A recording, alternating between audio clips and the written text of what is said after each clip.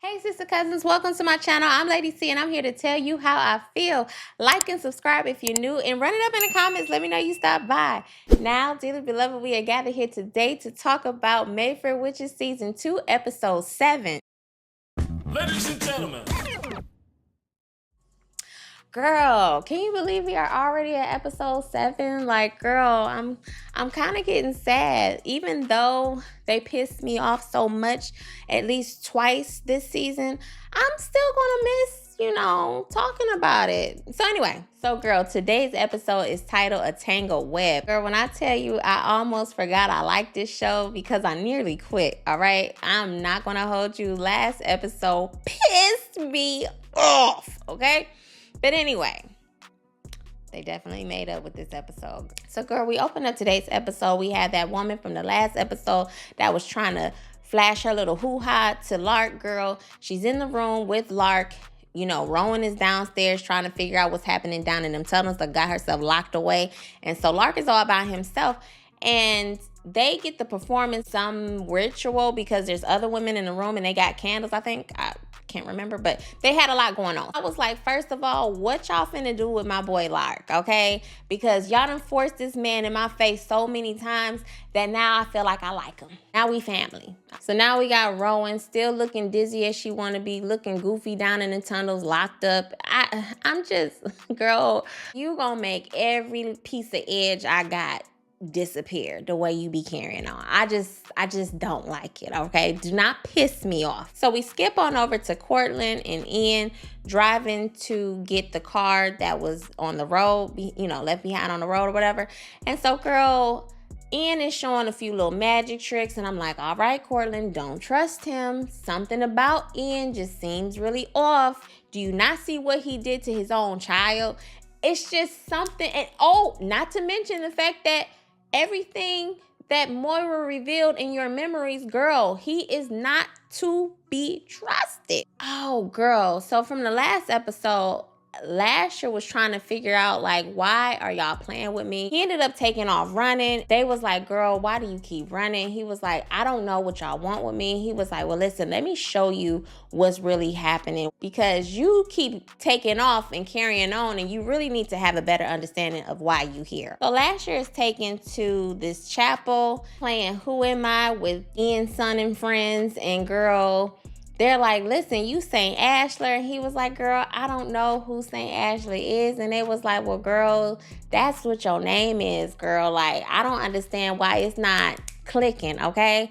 And so he was like, listen, I don't care about none of that. I want Rowan. They was like, no, girl, like, you got bigger fish to fry. And Rowan is, girl, she is a little pebble to a mountain, because, baby, your purpose is way bigger than that.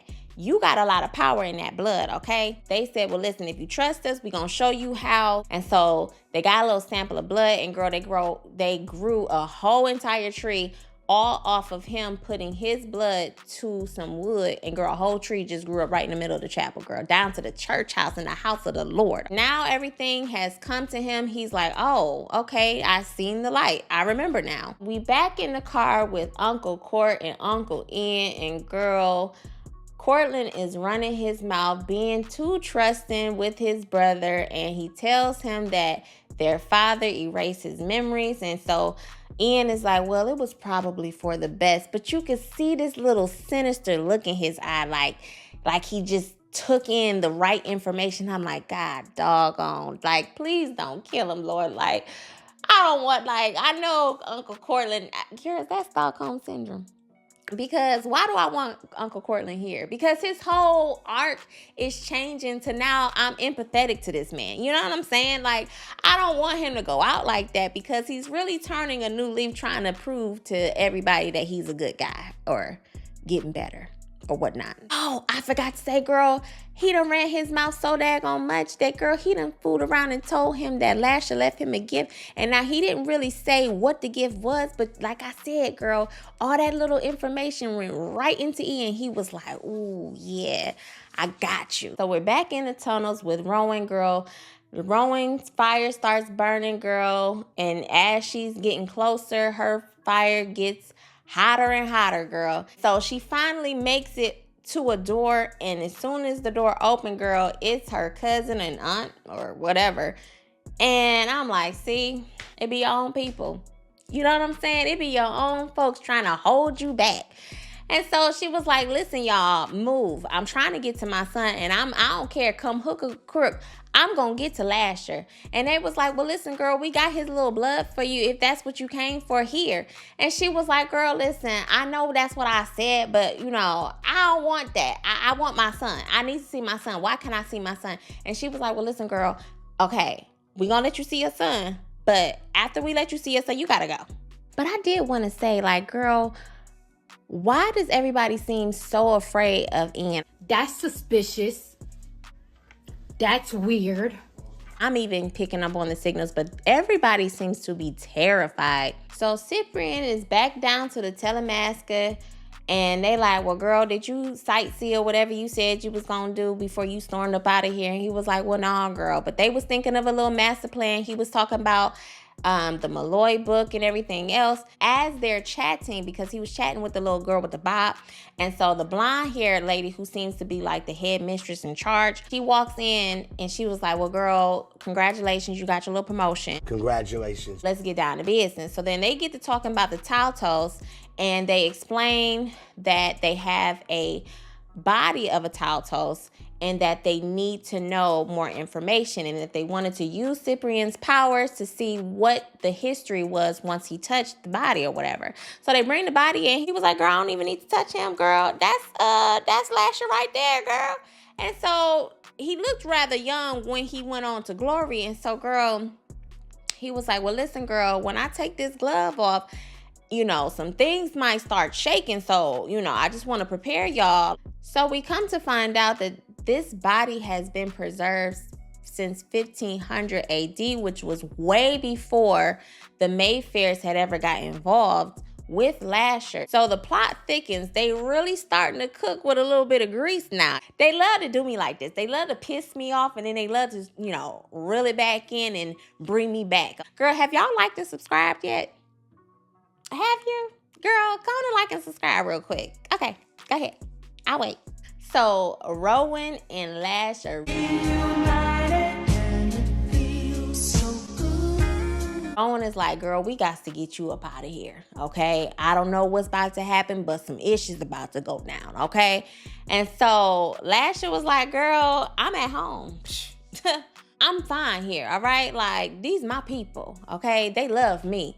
They actually brought you to me. And she was like, girl, I had to go through hell and high water to reach you, all right? Let's go. And he was like, I'm not going. I'm going to go ahead and get married to my bride. It looks like that's who I'm supposed to be with. So Lash gives a quick little origin story of the fact that he really is the son of a witch and a Taltos, the son of a witch and an angel, and that makes him a Taltos. And he's a very powerful person, and he's here to bring good to the world, and he's here for the growth and everything great. He really wants Rowan to support him. And Rowan is like, yeah, that's a nice story, but no, I'm not sold 100%. And so Lash clocks the fact that Rowan is not quite 100% concerned for just him. Pocket. He's like, well, listen, girl, it seems to me that you are here for your own selfish purposes. And if you want to prove that that's not what it is, why don't you stay for the wedding? She was like, well, no, I am here for you. Like, I'm your mother. Girl, we ain't forgot what you said in the first or second episode, girl. Like, all that fake concern stuff, like, girl, cut it out, okay? She goes on and decides, like, okay, girl, I'm going to be here for you, girl. But I'm still going to try to get you up out of here.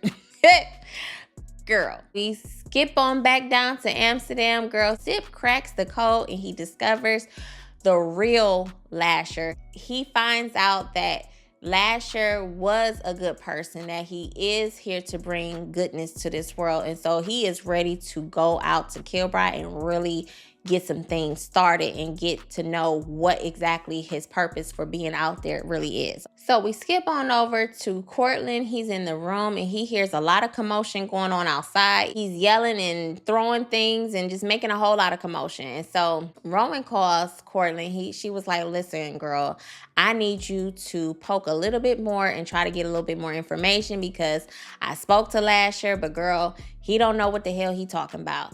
I need to get him up out of here and I need your help. And so Cortland was like, all right, girl, listen, I need you to let this go because he's feeling like brotherly love and everything. And that's just really not the case. But he's drinking the Kool-Aid. Mo is still trying to get Lash up out of here. And I forgot to mention, girl, Mo did end up getting to Moira. She's locked away in the dungeon or something. I don't know, girl. Like, she's somewhere. And she got in contact with her and she was like, well, listen, girl, this is what the plan is. I'm going to let you stay here because I don't want nobody to see us two coming because, girl, they going to be on the defense. You just stay put and I'm going to go try to figure this thing out. And so that's when she went to try to, talk to Lash and everything else. And, girl, so Moira is just sitting out twiddling her little thumbs. My bad, I didn't mean to forget that little part, but that was kind of important because we haven't seen Moira since the beginning of the last episode. So yeah, Court is telling Ro to let it all go because, she's dumb. But in a way, Cortland's being dumb too because he's thinking that he's reuniting with his big brother and girl, whole time, he's also in danger as well. And so we find out just how much danger he's in because you know what? Soon as Ian walks through, he's like, I'm just so pissed off. Julian / my dad, our dad, whatever. He's trying to take the body of my eldest son, and I'm just not feeling that. Cortland was like, well, girl, we got to put a stop to this because, girl, me and you against daddy, I'm sure that, we can come to some kind of agreement. And so Ian was like, yeah, you right. Let's talk to Papa. They decide to go into the Victrola to talk to Julian. They use the disgruntled son to pull, or as a rope or whatever, to pull them both out when it's time. And girl, they get down to the daggone Victrola. And Julian ended up taking Cortland's body because somehow they done discovered the fact that Cortland is immortal. And now Julian was like, well, shoot, I want to come back in Cortland's body. I don't need no little peasant's body. They end up getting pulled up out of the Victrola. Cortland's left behind. And now Julian is back on Earth, ready to wreak havoc. I just know it. So then Lark wakes up. You see a little bit of blood on Lark's pillow. And I was like, okay, what's up with that? But girl, Auntie walks in. He was like, what you doing? She was like, here, girl, here's your little clothes, get dressed. And so we skip on over. Juju, aka Cortland, girl, talking to Ian. And something about Juju's mannerisms towards Ian doesn't sit well with Ian. You could tell that. And I mean, even though he kind of put a little bit of nuggets out there for us to see that he kind of resents his father, he still does what his father says, but you could tell that there's a little bit of room for resentment there. They celebrate the victory of getting over on Cortland, poor Cortland, down to the Victrola, girl. And now they're getting ready for the wedding, and here comes beautiful Rowan looking pretty as ever in her dark attire. Girl got the dark rouge on her lips. Girl got her hair pulled back. Girl, she looks like a bad bitch, okay? But not after the wedding. Ian and Juju are planning on taking Rowan off the board. Don't piss me off. So then the ceremony starts to commence. Lasher shows up in this floral decorated shackle that he had on. And girl, he's yanking and pulling. And I'm just like, okay, once again, he's in shackles, she's in shackles.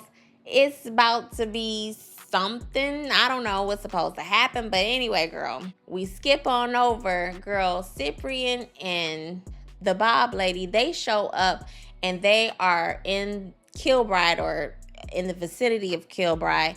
And they are exploring and trying to figure out and put pieces together about what made them unalive Lasher. We are under the belief that he was taken from this earth very early on in his youth. and they want to know why, right? And so before they could really get down to it, girl, 50 shows up. And so he was like, well, girl, this is private property. And they was like, well, girl, we just too in love. And we just, wanted to take in all the sights.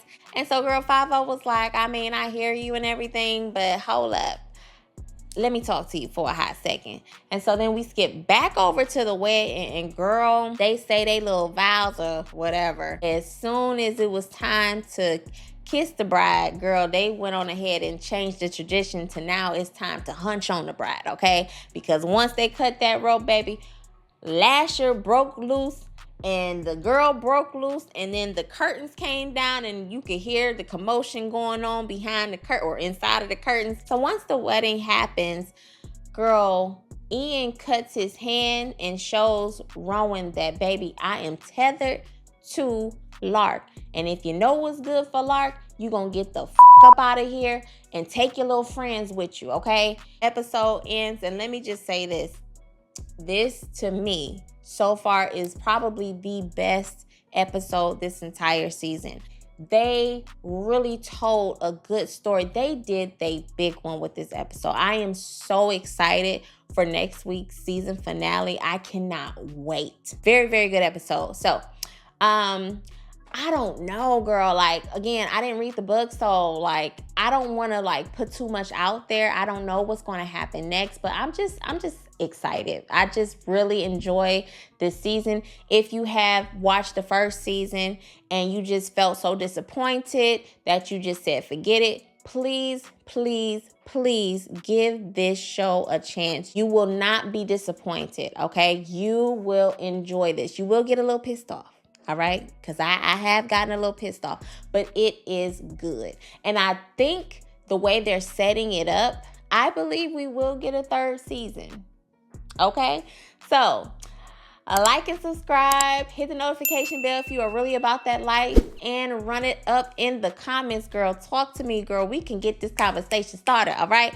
And you can tell me that you don't like the show and that you didn't watch or that you watched the first season and that you're not gonna watch it again. But I'm here to tell you, yes, you are. Okay, go ahead and watch it. All right, join the community. Let's become the little immortal universe community. Let's talk about it, girl. And give me some suggestions of other shows that you want me to review if that's what you want, okay? Anyway, I love you so much. I will talk to you soon. I'm going to call you back later. All right, bye.